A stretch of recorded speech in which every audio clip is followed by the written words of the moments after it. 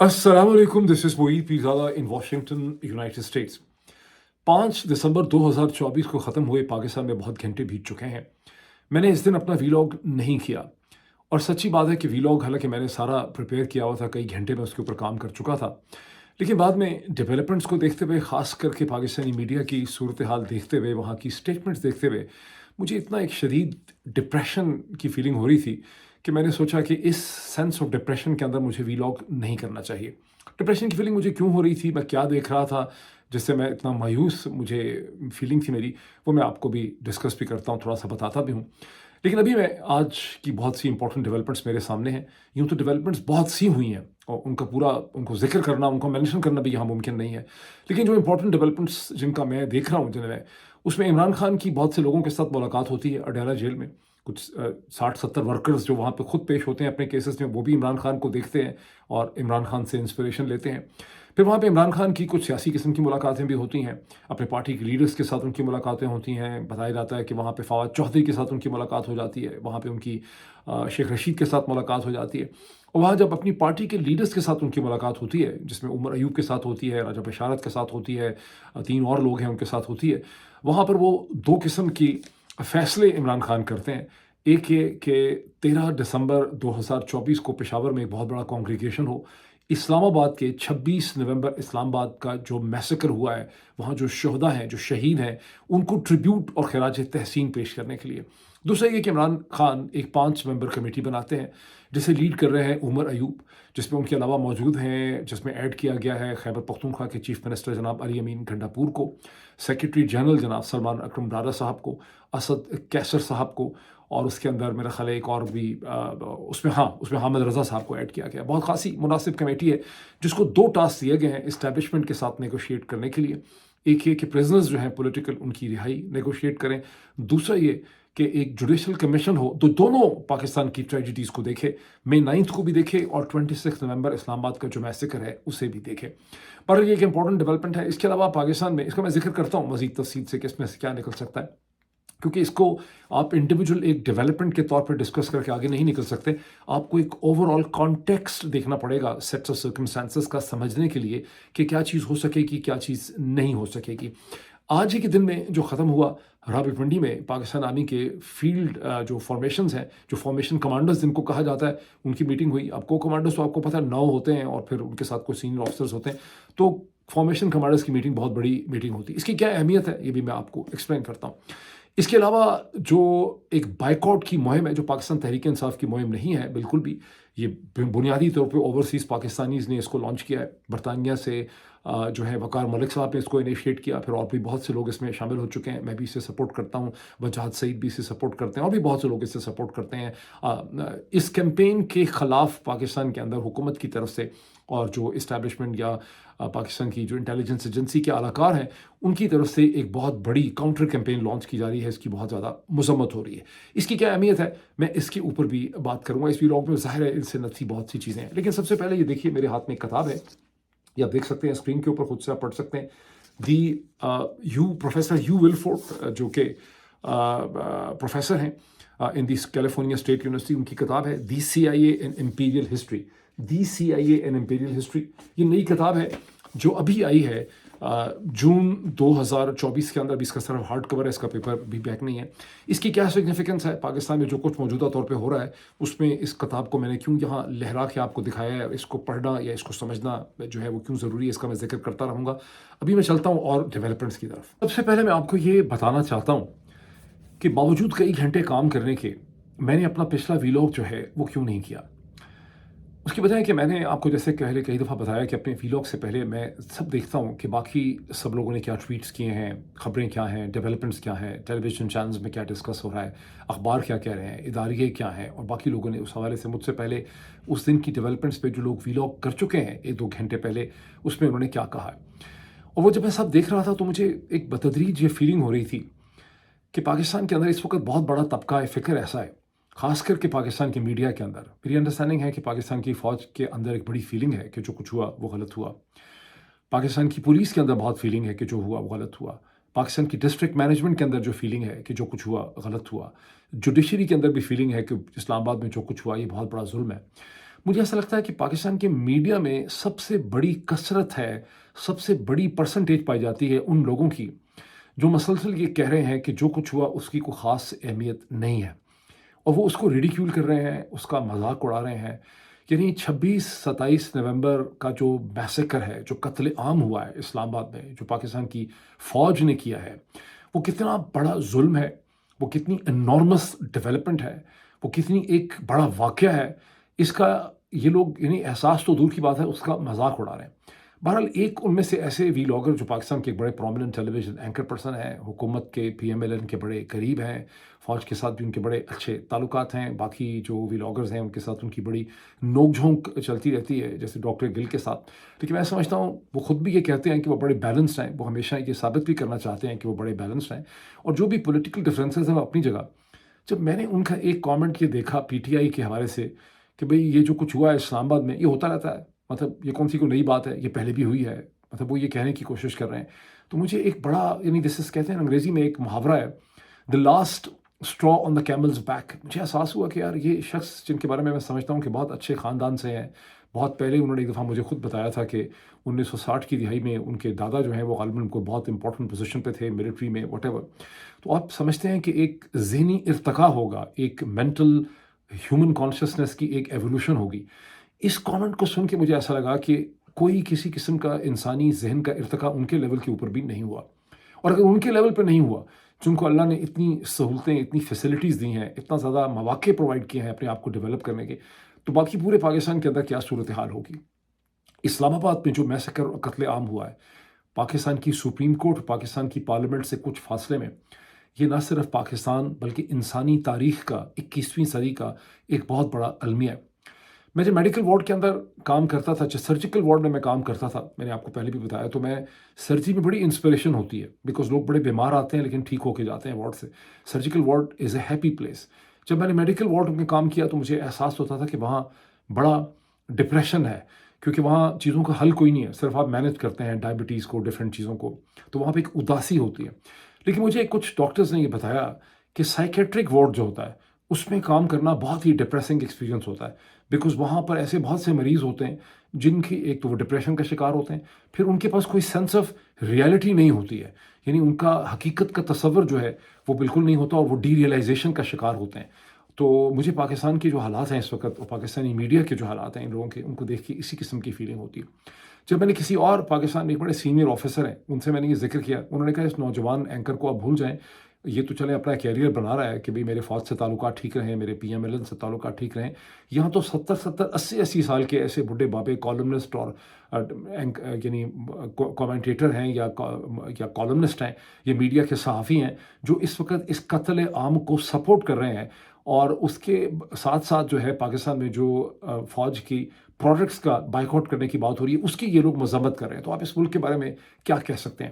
یہ وہ فیلنگس تھیں، and I always felt so depressed for Pakistan, کہ میں نے سوچا کہ اس سینس آف ڈپریشن کے اندر کم از کم مجھے اس اسٹیج کے اوپر کوئی ویلاگ نہیں کرنا چاہیے۔ اب میں آتا ہوں اور ڈیولپمنٹس کی طرف۔ اس سلسلے میں یہ ایڈ کر دوں کہ اپیرنٹلی پاکستان تحریک انصاف نے 6 یا 7 منٹ کی ایک ویڈیو ایشو کی ہے اسلام آباد کے قتل عام، اسلام آباد میسیکر کی ٹریجڈی کے حوالے سے، جس میں بہت سے امیجز جو ہیں جنہیں جوڑ کے پریزنٹ کیا گیا ہے، کس طرح سے گولی چلائی گئی، کس طرح سے زخمی جو ہیں پکار رہے ہیں، کس طرح سے زخمی سسک رہے ہیں، کس طرح سے انہیں ہاسپٹل میں لایا گیا، کس طرح سے لاشیں ہیں، کس طرح سے ڈاکٹرز ہیں ہاسپٹل کے، وہ سارے سین ہیں۔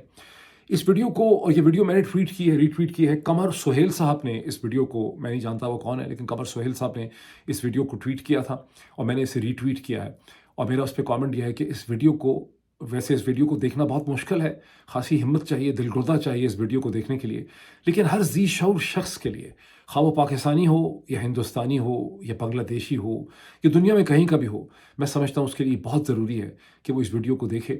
جب یہ ویڈیو دیکھتا ہے تو اسے احساس ہوتا ہے اس ظلم کا، اس کرب کا، اس زیادتی کا، اس فیشزم کا، اس انسانی حقوق کی پامالی کا، انسان کی جو بےزتی کی جا رہی ہے پاکستان کے اندر، اس کو احساس ہوتا ہے، اور پھر اس کو احساس ہوتا ہے کہ پاکستان میں اس وقت کس قسم کا رجیم ہے. لوگوں نے ویڈیوز دیکھی ہیں اسرائیلی فوج کی زیادتیوں کی اور ایٹراسٹیز کی، لیکن یہ ذہن میں رکھنا بہت ضروری ہے کہ اسرائیلی ایک اپنے جو بھی وہ کر رہے ہیں انسانی حقوق کی خلاف ورزی کر رہے ہیں، بہت بڑی خلاف ورزی کر رہے ہیں، لیکن وہ اپنے دشمنوں کو ان کو دشمن سمجھ کے ان کے اوپر اٹیک کر رہے ہیں. پاکستان میں پاکستان کی فوج پاکستان کے لوگوں کے ساتھ یہ سب کچھ کر رہی ہے. Which brings us to the other thing, اور جو ہمیں ایکسپلین کر دی ہے یہ چیز کہ کیوں پاکستان کے شہریوں کے لیے، لوگوں کے لیے یہ ضروری ہے کہ پاکستانی فوج کا جو ملٹری انڈسٹریل کمپلیکس ہے، وہ جو اکنامک گڈز بناتا ہے، اس کا بائک آؤٹ کرنا کیوں ضروری ہے. کیونکہ یہ بائک آؤٹ کے ذریعے پاکستان کے نہتے مجبور سویلینز اور شہری جو ہیں، وہ پاکستان کی فوج جو کہ پاکستان کی سوورن ہے، اس کے جو مینیجرز ہیں، اس کا جو چیف ہے، اس کے جو جنرل صاحبان ہیں، ان کو یہ میسج دیتے ہیں کہ ہم نہتے صحیح، ہم کمزور صحیح، ہمارے پاس ہتھیار نہیں ہے، ہم تم پہ گولی نہیں چلا سکتے، ہم تم پہ پتھر بھی نہیں مار سکتے، ہم شاید تمہارے خلاف نعرے بھی نہیں مار سکتے، لیکن ہم ایگزسٹ کرتے ہیں، ہمارے انسانی حقوق ہیں، ہم انسان ہیں، ہم کتے بلیاں جانور نہیں ہیں، ہمارے انسانی حقوق بھی ہیں، ہمارا ایک شعور بھی ہے، ہمارے سیاسی حقوق بھی ہیں، اور ہم بغیر گولی چلائے بھی تمہارے معاشی جو انٹرسٹ ہیں اکنامک، ہم انہیں نقصان پہنچا سکتے ہیں. اب آپ دیکھ رہے ہیں کہ اس کے خلاف ایک بڑا رد عمل کیا جا رہا ہے. جو ملٹری اسٹیبلشمنٹ کا کے سارے پالتو لوگ ہیں، وہ اس کے خلاف ایک رد عمل کر رہے ہیں. آرگومنٹ ان کا وہی پرانا گھسا پٹا آرگومنٹ ہے کہ اس سے نقصان لوگوں کا ہوگا، اس سے نقصان پاکستان کا ہوگا. یہ ملٹری انڈسٹریل کمپلیکس جو ہے، یہ بڑی امپورٹنٹ ویلڈ کنٹریبیوشنز یہاں پہ کر رہا ہے. میں آپ کو بتاؤں گا کہ پاکستان کے بارے میں IMF کا، ورلڈ بینک کا، ایشین ڈیولپمنٹ بینک کا، جب میں پاکستان میں تھا اور ان کی میٹنگز اور ان کی بریفنگز اور ان سے بات چیت میری ہوتی تھی ایگزیکٹو سے، یہ ایشو ان کے سامنے بھی ہے کہ پاکستانی فوج کی پاکستان کی اکنامک مارکیٹ کے اندر اتنی زیادہ ڈیپ انگریس اور پینیٹریشن کیوں ہے. یعنی پاکستان کی کھاد کو دیکھ لیں کہ دو جو پاکستان کے فرٹیلائزر پروڈیوسنگ FFC اور FFBL ہیں، وہ تقریباً 50%، 6 ملین ٹن کھاد جو ہے فرٹیلائزر یوریا، اس میں سے اگر 3 ملین سے زیادہ یہ بناتے ہیں، تو یہ بذات خود کتنا بڑا ظلم اور کتنا بڑا سکینڈل ہے کہ پاکستان کی ایگریکلچر مارکیٹ کے اندر ان کی کتنی ڈیپ پینیٹریشن ہے. اس کے ساتھ ہی اس چیز کو ایڈ کر لیں. اچھا، ہر قسم کے ظاہر ہے کہ انڈسٹریل پروڈکٹ کا بائک آؤٹ کرنا یا سروس کا بائک آؤٹ کرنا ممکن نہیں ہے. یہ تو لوگ مسلسل ٹویٹر پہ اس کو ایکسپلین کر رہے ہیں کہ کون سے 5-6 ایریاز ہیں جن کا بائک آؤٹ کرنا نسبتاً جو ہے آسان ہے، اپنے آپ کو نقصان پہنچائے بغیر. اچھا، میں تھوڑا سا اس میں یہ بھی ایکسپلین کر دوں کہ یہ بھی ایک ارتقا ہوا ہے اس کنٹرول اور پینیٹریشن کا. DHA کو دیکھ لیں فار انسٹنس. DHA جو ہے اس میں اتنی آسانی سے سب کو پلاٹ نہیں ملتے تھے، نہ ہی DHA کے پلاٹس کی فردر خرید و فروخت اتنی آسان تھی جتنی کہ کر دی گئی ہے. اور کیوں اور کیسے؟ پہلے تو یہ عسکری ہاؤسنگ اسکیم ہوتی تھی، لوگ اپنے پیسے جمع کرواتے تھے، آرمی آفیسر، پھر ان کو ایک اپارٹمنٹ ملتا تھا یا ان کو ایک گھر مل جاتا تھا. جو بریگیڈیئرز تھے ان کو گھر ملتا تھا، میرا خیال ہے میجرز اور کرنل تک جو ہیں ان کو اپارٹمنٹ ملتے تھے. لیکن اس کے بعد یہ DHA کے پلاٹس کا سلسلہ شروع ہو گیا. اگر یہ DHA کے پلاٹس کے سلسلے کے ساتھ یہ قدغن ہوتی کہ جس آرمی آفیسر کو پلاٹ ملے گا وہ اپنی زندگی کے اندر اس پلاٹ کو بیچ نہیں سکے گا، اس کے بعد وہ صرف اس کی بیوہ کو ٹرانسفر ہو سکتا ہے یا اس کے بچوں کو ٹرانسفر ہو سکتا ہے، وہ بھی ایک سرٹن ٹائم پیریڈ کے بعد اس کو بیچ سکتے ہیں تاکہ اس کی خرید و فروخت کی ایک پرائیویٹ مارکیٹ جو ہے وہ نہ کھڑی ہوتی. لیکن ان تمام امپورٹنٹ پریکاشنز کو یہاں پر نظر انداز کر دیا گیا، اور یوں DHA جو ہے وہ پاکستان کا سب سے بڑا ریئل اسٹیٹ ڈیولپمنٹ کا انسٹیٹیوشن بن گیا. یہ وہ اصل ایشوز ہیں جس کی یہ بائک آؤٹ جس کی طرف نشاندہی جو ہے کرتا ہے، یہ بھی اس کی بہت بڑی کنٹریبیوشن ہے. اب اس سے پہلے کہ میں عمران خان کے پولیٹیکل انیشیٹو اور فارمیشن کمانڈرز کی جو میٹنگ ہے اس کی طرف چلوں، میں کچھ کوئک کامنٹس کروں اس کتاب کے The CIA and Imperial History، جو پروفیسر ہیو ولفرڈ کی ہے. یہ ہارڈ بک ہے، ابھی پیپر بک میں نہیں آئی، جون 2024 کی کتاب ہے. اس کتاب کے اندر ویسے تو میرا یہ سبجیکٹ ہے، میں اس کورسز سے ہی پڑھ رہا ہوں، پتہ نہیں کب سے پڑھ رہا ہوں ان ٹاپکس کو میں، لیکن یہاں دو مجھے نئی چیزیں پتہ چلیں جو میں آپ کے ساتھ شیئر کرنا چاہتا ہوں. پاکستان کے کانٹیکسٹ میں تناظر میں ان کی بے تحاشا امپورٹنس ہے. ایک تو پروفیسر ایکسپلین کرتا ہے کہ CIA کو ہمیں امریکہ کے نیشنل انٹرسٹ سے زیادہ ایک امپیریل کنٹینیوشن کے طور پہ دیکھنے کی ضرورت ہے، بیکاز امریکہ نے یورپین جو کولونیل پاورز تھیں، نیملی دی برٹش امپائر، اس کی پاور کو سیکنڈ ورلڈ وار کے بعد جب انہیریٹ کیا تو برٹش امپیریلزم نے اور ان کی انٹیلیجنس سیٹ اپ نے کولونیل ورلڈ کے اندر، جیسے پاکستان ہے، جیسے انڈونیشیا ہے، بہت سے اور جو ممالک ہیں، وہاں انہوں نے جو ملٹری آرگنائزیشنز تھیں ان کو کھڑا کیا تھا ایز امپیریل ٹولز تاکہ لوکل پاپولیشنز کو کنٹرول کیا جا سکے. سیکنڈ ورلڈ وار کے بعد 1947-48 میں جب CIA کی کریشن ہوتی ہے तो CIA बहुत क्विकली इन मिलिट्री ऑर्गेनाइजेशंस में पेनिट्रेट कर लेती है, ब्रिटिश को वहाँ पे as an influence, as guiding influence उसको रिप्लेस कर देती है, और फिर इन मिलिट्री ऑर्गेनाइजेशंस को लातीनी अमेरिका के अंदर, ईस्ट एशिया के अंदर, साउथ एशिया के अंदर, मिडिल ईस्ट के अंदर इन्हें इस्तेमाल किया जाता है रिजीम चेंज ऑपरेशंस के लिए। अब इसकी मज़ीद तफसीलात मैं फिर आपके साथ बाद में डिस्कस करूंगा, लेकिन जो नई चीज़ मैंने देखी जिससे मेरे रोंगटे खड़े हो गए, और ये लफ्ज़ मैंने पहले सुना ही नहीं था, वो ये था कि दूसरी जो स्पेशलाइजेशन CIA ने की along with the regime change operation, that is the regime maintenance, कि जो रिजीम आप लेकर आए हैं उसको आपने किस तरह से सपोर्ट प्रोवाइड करनी है, कैसे उसे सस्टेन करना है। कि नहीं, रिजीम चेंज ऑपरेशन के लिए आप न्यूयॉर्क टाइम्स और मुख्तलिफ स्टोरीज छपने लग जाती हैं, पूरी दुनिया में खप पड़ जाती है कि ये लोग इकट्ठे हो गए हैं एक मैदान के अंदर, एक तहरीर स्क्वायर में, ये orange spring revolution, orange revolution, तो वहाँ पे रिजीम चेंज ऑपरेशन के लिए उन तमाम एसेट्स को यूज़ किया जाता है एक डायरेक्शन में। रिजीम मेंटेनेंस में वो एसेट्स दूसरी डायरेक्शन के अंदर काम करने लग जाते हैं, और जो रिजीम आप लेकर आते हैं उससे फिर आप IMF से, वर्ल्ड बैंक से, एशियन डेवलपमेंट बैंक से, डिफिट से, न्यूयॉर्क टाइम्स से सपोर्ट करते हैं। जब आप देखते हैं कि स्टेट डिपार्टमेंट जो है वो उस रिजीम की एट्रॉसिटीज़ को कंडेम नहीं कर सकता, तो ये इसका एक इंपॉर्टेंट पहलू है। बाकी भी इसके बड़े इंपॉर्टेंट पहलू हैं कि कैसे CIA को खुद चैलेंज है अमेरिका के अंदर, बिकॉज अमेरिका के अंदर एक बड़ी स्ट्रॉन्ग एंटी इंपीरियल फीलिंग जो है वो पाई जाती है, और उन ममालिक के लोग जो अमेरिका के अंदर के एंटी इंपीरियल जो एक पॉलिटिकल थॉट है उसके साथ कनेक्ट कर लेते हैं, वो अपने आप को CIA से बचा सकते हैं या CIA के रिजीम चेंज ऑपरेशन को रिवर्स कर सकते हैं। इसकी मैं बहुत सी एग्जांपल्स आपको देता चला जाऊंगा, लेकिन आपने रायन ग्रिम का बहुत नाम सुना है, इंटरसेप्ट और उसके बाद ड्रॉप साइट, आपने एरिक स्पर्लिंग का नाम देखा है, आपने ग्रेग कसार का नाम देखा है, आपने प्रोफेसर जेफरी सैक का नाम सुना है, आपने आपने इल्हान उमर, आपने राशिद तलेब वगैरह के नाम सुन रखे। ये वो तमाम लोग हैं अमेरिका की पॉलिटिक्स के अंदर, और ये सैकड़ों की तादाद के अंदर हैं। इनसे यूनिवर्सिटियां भरी पड़ी हैं, इनसे NGOs भरे पड़े हैं जो CIA की इंपीरियल एक्टिविटीज़ के ख़िलाफ़ पोजीशन लेते हैं। बदकिस्मती से हम और पाकिस्तानी कम्युनिटी, चूँकि हम पॉलिटिकली इनर्ट थे, भांज थे हम अब से सिर्फ 30 महीने पहले तक अमेरिका में, तो हमारी कोई कनेक्टिविटी एग्जिस्ट नहीं करती अमेरिका के अंदर एंटी इंपीरियल सोच के साथ। बहरहाल ये एक चीज़ है जिससे आपको खासी मदद मिल सकती है जो समझ सके। चले फॉर्मेशन कमांडर्स की मीटिंग की तरफ। ज़्यादा अपने आप को बेवकूफ़ बनाने की ज़रूरत नहीं है। फॉर्मेशन कमांडर्स की मीटिंग कोई पाकिस्तान के जियो स्ट्रेटेजिक चैलेंजेस के हवाले से नहीं हुई। फॉर्मेशन कमांडर्स की मीटिंग हुई है जनरल आसिम मुनीर को सपोर्ट देने के लिए, और आसिम मुनीर साहब ने ये कॉल की है। उसकी वजह यह है कि जिस तरह से कत्ले आम किया गया है 26 और 27 तारीख की दरमियानी रात में इस्लामाबाद में, उसकी वजह से एक बार फिर पाकिस्तानी फ़ौज के रैंक एंड फाइल ऑफिसर्स के अंदर ठीक ठाक किस्म की एक डिस्टर्ब्ड फीलिंग और टर्बुलेंस पाई जाती है कि भाई ये क्या हो रहा है, ये हमारे नाम पे क्या हो रहा है। हमें तो ये बताया गया था, हम तो ये सोचते थे कि हम अपने शहरियों के ऊपर गोली नहीं चला सकते, क्योंकि जो नैरेटिव और जो सौदा सिविलियन को बेचा गया था आप सबको, वो फ़ौज के अंदर भी यही सौदा बेचा गया था। वो भी इसमें इसी तरह से बिलीव करते थे, उनकी अपनी करप्शन अपनी जगह पे, लेकिन वो ये नहीं बिलीव करते कि वो पाकिस्तान के शहरियों के ऊपर इस तरह से गोलियां इस्लामाबाद के वस्त में सुप्रीम कोर्ट के सामने और प्राइम मिनिस्टर के दफ्तर या पार्लियामेंट के सामने चलाएंगे।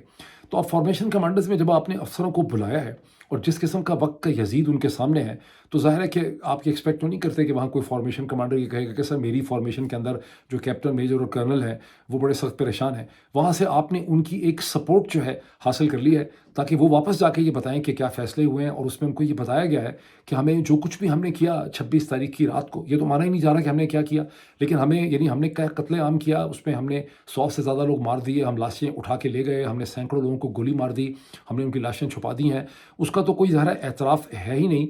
वहाँ सिर्फ ये कहा जा रहा है कि जो कुछ भी हुआ वो हमें करना ज़रूरी था, बिकॉज हमें आर्टिकल 245 के तहत इंपॉर्टेंट बिल्डिंग्स के तहफ़्फ़ुज़ के लिए और जो हमारे फॉरेन डिग्निटरीज थे उनके तहफ़्फ़ुज़ के लिए हमें बुलाया गया था, इसलिए हमने नेसेसरी एक्शन किया है, और अगर दोबारा भी हमें इसी किस्म का चैलेंज आएगा तो हम यही करेंगे। अच्छा, अब आपको याद होगा कि जैसे ही ट्रेजिडी हुई थी 26 नवंबर की, उसके चंद घंटों के बाद जब मैंने उसके ऊपर अपना वीलॉग किया था, तो मैंने आपको कहा था कि वही किया गया है जो 1919 के अंदर इंपीरियल आर्मी के जनरल डायर ने जलियांवाला बाग के अंदर मुसलमानों, सिखों और हिंदुओं के एक हजूम के साथ किया था, जब 1100-1200 गोलियां चला के 300 से ज़्यादा कैजुअल्टीज़ जो हैं वहाँ पे जो है वो की गई थी। और ये कोई नई बात नहीं है, हर इंपीरियल ऑर्डर ने अपने सब्जेक्ट्स को ऐसे ही ट्रीट किया है। रोम ने सैकड़ों दफ़ा ये किया, पर्शिया भी यही करता था, लेकिन हमारे जो माशाल्लाह हर्दल अजीज़ उस्मानिया हैं, सल्तनत उस्मानिया ऑटोमन जो हैं, انہوں نے بھی ایسٹرن یورپ کے اندر اور مشرق وسطیٰ میں، خاص کر کے ایسٹرن یورپ میں کرسچنس کے ساتھ بیلکن کے اندر، انہوں نے سربیا میں، البانیا کے اندر، بلغیریا کے اندر انہوں نے اسی قسم کے قتل عام کیے ہیں مورل امپیکٹ کے لیے. اور اب سے چند مہینے پہلے جب میں ایسٹرن یورپ پہ سڑک پہ مسلسل پھر رہا تھا تو مجھے ایک بار پھر احساس ہوا کہ ترکوں نے جو ظلم کیے اور وہ سارا ملبہ ہمیں اٹھانا پڑتا ہے، بیکاز تو اب یورپین جو ہیں، جو کرسچن ورلڈ ہے، جو ویسٹ ہے، وہ ہمیں ترکوں کے ریفلیکشن کے اندر ان کی کنٹینیوشن کے طور پہ دیکھتی ہے. اچھا، اس حوالے سے میں اب تھوڑا سا جو کچھ ہوا ہے اس کے ساتھ تھوڑا سا یہ بھی دیکھ لیں کہ پاکستان تحریک انصاف کے اندر، یعنی جو فارمیشن کمانڈرز کی میٹنگ کے بعد کم از کم تحریک انصاف کے اندر ان کو تھوڑی س مینٹل کلیئرٹی آ جانی چاہیے. ویسے بھی جو تحریک انصاف کے اندر ایک ڈبیٹ ہو رہی ہے اسلام آباد میسیکر کے حوالے سے، وہ بہت حد تک آئی ایس آئی نے انسپائر کی ہوئی ہے. وہ اس کو ریگولیٹ کر رہے ہیں، مینیج کر رہے ہیں اپنے مقاصد کے لیے، یہ احساس پیدا کرنے کے لیے کہ جو کچھ بھی ہوا وہ بشرا بی بی کی اور تحریک انصاف کے لیڈروں ہی کی کنفیوژن کا نتیجہ تھا، ہمارا قصور اس میں نہیں بنتا. یہ نیریٹو فکسنگ کی کوشش ہے. لیکن جو کچھ فارمیشن کمانڈرز میں ہوا اور جو کچھ جنرل عاصم منیر گزشتہ کئی دنوں سے کہتے چلے جا رہے ہیں اپنی اسٹیٹمنٹ میں، تحریک انصاف کو یہ سمجھنے کی ضرورت ہے کہ وہ جو سمجھتے ہیں نا کہ ہم اگر سنجانی چلے جاتے تو بڑا بہتر ہوتا. سنجانی جاتے تو ظاہر آپ کو ایک پولیٹیکل امپیکٹ نہ ہوتا، پھر ڈیفینیٹلی طور پہ آپ کے اوپر یہ فائرنگ جو ہے وہ نہ ہوتی. لیکن سنجانی جانا جو ہے وہ آپ کی کوئی پولیٹیکل آپشن در حقیقت بنتی نہیں تھی.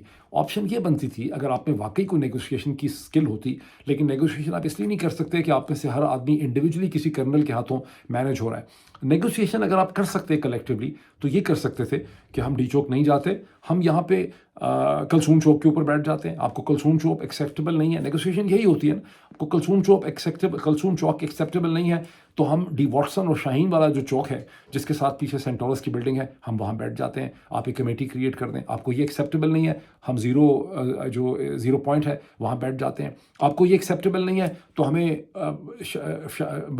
جو فیصل ماسک ہے، جو فیصل مسجد ہے، اس کے سامنے ہمیں بیٹھ دینے دیجیے، ہم وہاں دھرنا دے دیتے ہیں. آپ ہمارے ساتھ ایک نیگوسیشن کی کمیٹی بناتے ہیں، ہمارے یہ مطالبات ہیں. یہ بھی آپ کو ایکسیپٹیبل نہیں ہے، آپ سمجھتے ہیں ہمیں زیادہ دور جانا چاہیے. تو پھر آپ جس طرح سے مولانا فضل الرحمان 2019 میں آ کے پشاور موڑ میں ایف آئی اے والے جو موڑ ہے وہاں بیٹھ گئے تھے، تو ہم وہاں بیٹھ جاتے ہیں. لیکن چونکہ پاکستان تحریک انصاف کا ہر جو کی لیڈر ہے اس کا اپنا ایک الگ کرنل ہے، اس لیے ان کی اپنی ڈیسیجن میکنگ ایبلٹی اور نیگوسیشن ایبلٹی جو ہے وہ بہت زیادہ کمزور ہو چکی ہے. وہ ایسی نیگوسیشن نہیں کر سکے. یہ میرا ایک سم انالیسس ہے اس حوالے سے.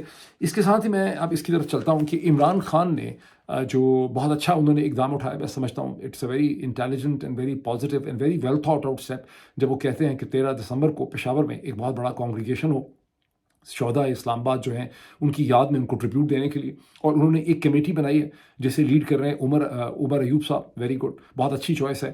میں سمجھتا ہوں انڈر دی سرکمسٹانسز اس میں خیبر پختونخوا کے چیف منسٹر، ان کے ساتھ علی امین گنڈاپور، پھر اس کے ساتھ سلمان اکرم راجہ، پھر اسی کے اندر حامد رضا صاحب، اور اسی کے اندر اسد کیسر. اور اس میں یہ بھی ہے کہ یہ کمیٹی جو ہے نہ صرف اسٹیبلشمنٹ کے ساتھ نیگوشیٹ کرے پولیٹیکل پرزنر کی رہائی کے مطالبے میں، اور اس کے ساتھ وہ ایک جوڈیشل کمیشن یہ ڈیمانڈ کر رہے ہیں 9 مئی کے واقعات اور 26 نومبر کے واقعات کو اکٹھے اس کا انالیسس کرنے کے لیے. تو دونوں بہت ہی موزوں، بہت ہی مناسب ہے. اور یہ بھی پتہ چلا ہے کہ یہ باقی سیاسی جماعتوں کو انگیج کرنے کی بھی کوشش کریں گے.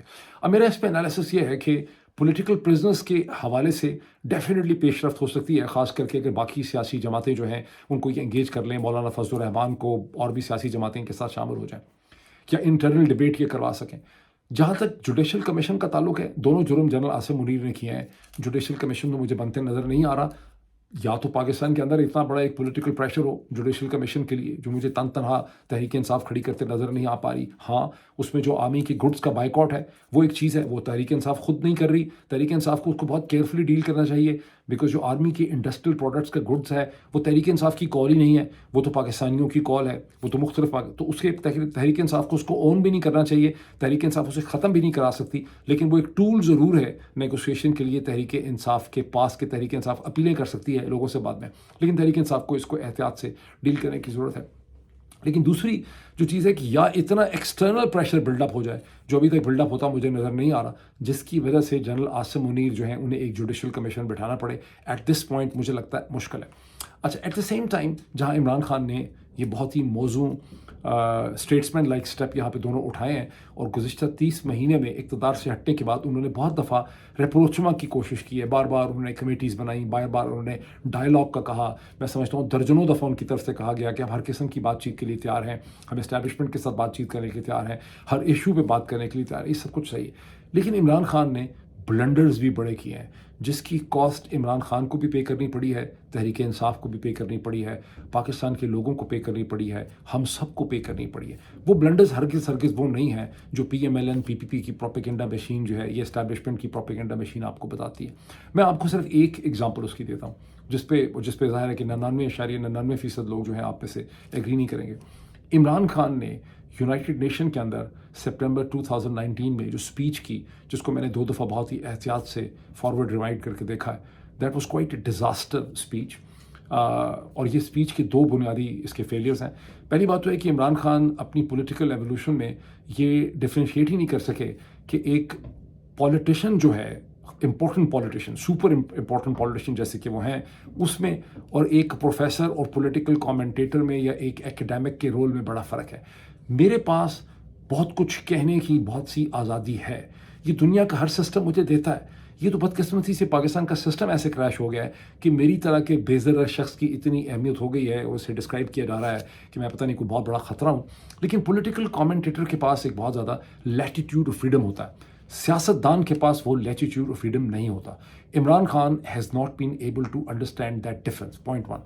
पॉइंट 2 ये कि जब आप अक़वाम मुत्तहिदा में जाते हैं, ये तो डोमेस्टिक पॉलिटिक्स में भी उन्होंने किया कि वो एक पॉलिटिकल कमेंटेटर बन के चीज़ों पे बात करते रहे हैं, सियासतदान की हैसियत से उनको ये नहीं करना था as a mega important politician. लेकिन यूनाइटेड नेशन की जो स्पीच है वो डोमेस्टिक पॉलिटिक्स की स्पीच नहीं होती। इमरान खान ने यूनाइटेड नेशन के अंदर जो स्पीच की अनस्क्रिप्टेड, बगैर किसी कागज़ के, क्योंकि बड़े लीडर जो हैं वो कई दफ़ा अपनी स्पीचेस खुद लिखते हैं, ये खुद लिखवाते हैं, उसमें खुद एडिशंस करते हैं, लेकिन कागज़ का वो टुकड़ा अपने सामने रखते हैं। जैसे अभी मैं तो इंपॉर्टेंट लीडर नहीं हूँ, I am not an important political leader, लेकिन ये देखें कि ये सब कुछ बोलने के लिए भी मैंने कितनी मेंटल रिहर्सल जो की है।